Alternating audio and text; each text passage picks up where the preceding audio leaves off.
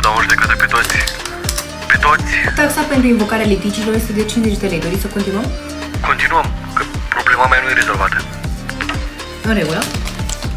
Să te bag în și să mă suși. Am detectat două cuvinte obscene care încep cu litera Q. Din păcate, fiecare cuvânt are o taxă de 15 lei. Adăugăm mai multă.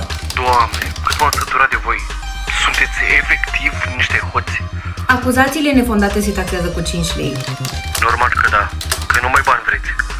Altceva? Nici măcar nu-ți pasă. Doamne, ce mă enervez. O provocare de emoții atât de puternice se taxează cu 10 lei. Haideți că adaug la notă. Doamne, Doamne, te rog, ține-mă. Doamne, Respirați, mai Doamne, respirați. În regulă. Doriți să adăugăm și altceva? Nu, mai gata. M-am calmat.